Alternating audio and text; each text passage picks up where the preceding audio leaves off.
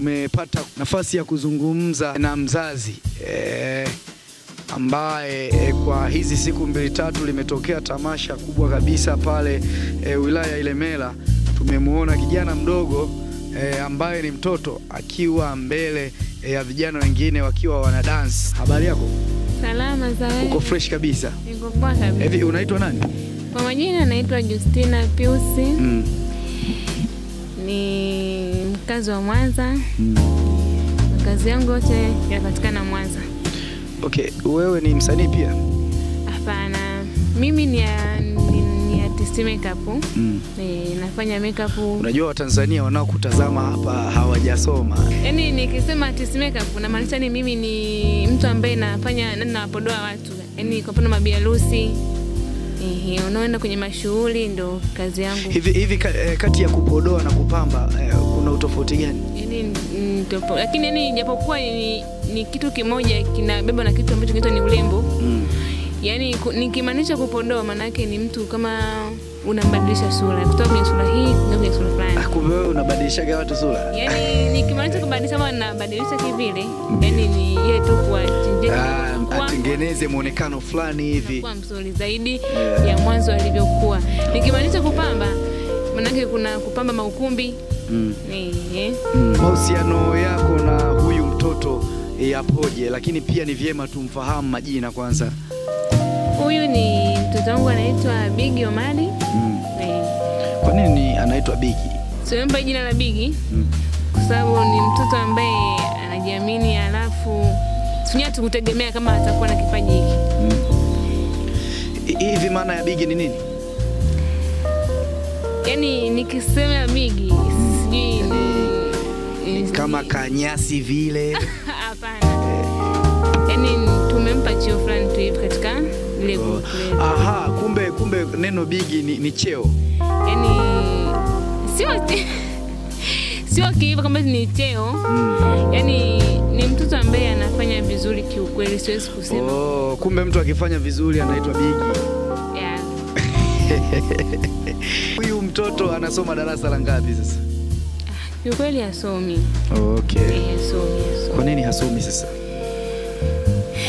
Tulitarajia tumpeleke lakini yuko bado hajatimia miaka kumpeleka shule. Sababu bado ni mtoto mdogo, ana miaka 3 tu. Okay, ana miaka 3 ila ana mwili mkubwa. Mimi kwa uelewa wangu mtu anaitwa Bigi manake ni kubwa, si ndio hivyo? Ndio maana ya Bigi, si ndio hivyo? Lakini sasa uliponiambia masuala ya cheo mimi nikashangaa sana. Okay, labda faida anayoipata hasa mkiwa mnampeleka huko kwenye majitu yenu ya kunengua anapata faida gani? Kwa sababu isikute tu mtoto anatumika. Yaani cha kwanza anajenga mwili. Yaani anafanya mwili wake yaani ile kulemazalemaza unakosa maana yake anakuwa hapati vimelea vya magonjwa. Yaani anakuwa strong zaidi yani. Okay. Huwa mnapata kiasi gani cha fedha kila mnapoenda kufanya show? Kiasi tunachopata sio kama ni kikubwa sana, kinakuwa ni kichache tu, yani ndio ambacho tunafanya kutumia kama kununulia nguo, kununua vifaa ambavyo ni yaani ambavyo natumia hao wenzetu. Ina maana kwa mfano ikitokea mgao wa madancers, sisi tunaita mnenguaji, si ndio hivyo? Kwa hiyo na yeye anapata mgao kama wengine, si ndio hivyo? Yaani tukipata hiyo pesa kwa yeye tunaenda kumnunulia nguo, viatu. Ndio. Lakini sasa nijikite kwenye swala zima la kumsomesha. Mnaanza lini harakati za kumpeleka shule? Tumepanga kwa mwaka huu tumpeleke tu daycare hizi za kawaida, afu mwakani tunampeleka shule. Wewe huwa unapenda kula nini? Kwa kweli mimi yaani napenda kula wali. Unapenda kula wali? Wali maharage. Okay. Ni kiasi gani cha fedha kikubwa ambacho mlioenda kufanya show mkakipata mkasema leo tumeupiga mwingi? Hapa katikati ni Valentine Day tuenda kupiga show hapo. Pasiansi. Tukupata kiasi kikubwa sana hapo, lakini ulipata shingapi? tulipata kama shilingi 50,000 tu hivi. 50,000. Alafu Bigi mlimpatia shilingi ngapi? Tulitoa kama 20,000 ya Bigi kwenda kumnunulia mahitaji yake. Nyinyi mkabakiza 30,000. Ni kiasi gani cha upendo ambacho mnamuonyeshia huyu mtoto? Yaani kikweli tunampenda sana. Tunampenda sana. Na tukimkosa hata dakika tunasiki kuumu. Ndio. Okay.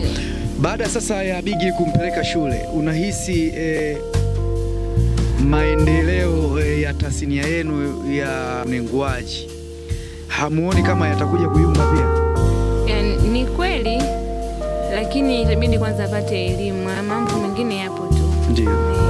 Ni kiongozi gani ambaye ni wa kisiasa au serikali mmewahi kukutana naye akaweza kuwapa shavu kubwa na kuwasupport nyinyi kama dancers? Ni Omari Bakari. Ni diwani. Diwani. Unajua maana ya diwani?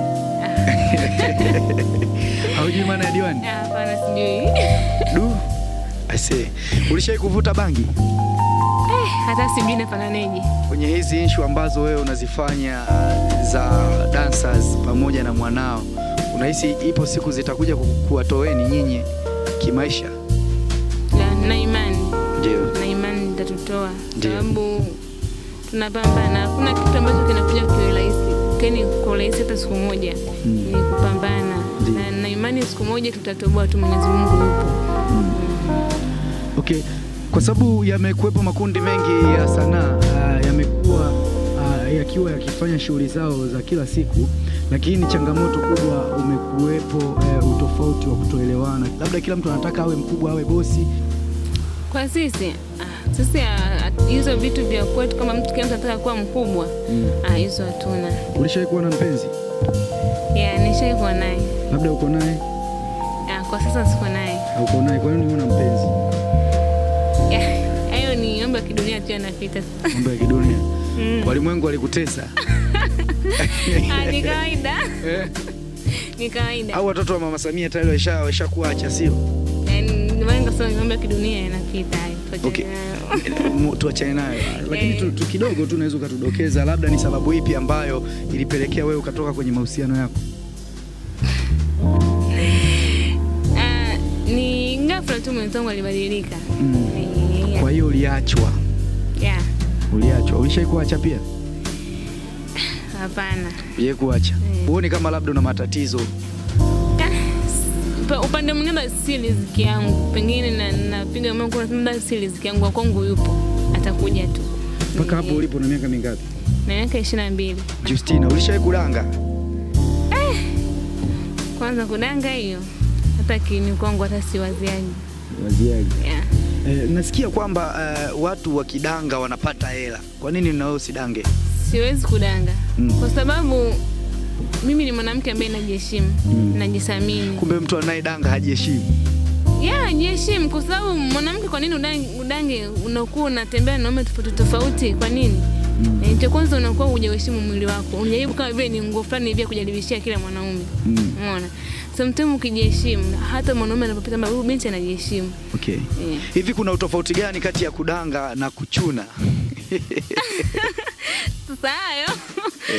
Tukauliza wanaochuna na kudanga.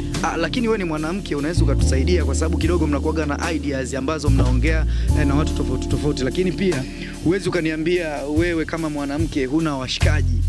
Na imani una washikaji.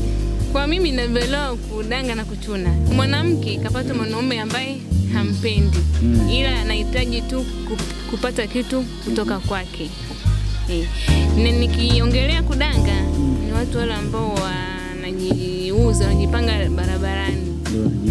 Unakuta hata kwa siku hata na wanaume hata 5. Mwanaume akija akasema akupe milioni 10, utoke naye, utakubali? Hapana. Cha kwanza. Kwani wewe upendi hela? Hela zenyewe zinatafutwa tu. Unajua pesa zinatafutwa. Alafu kuna mimi wachane na pesa basi. Nitapata malazi. Akikupatia BMW iliyonyoka kabisa namba hii.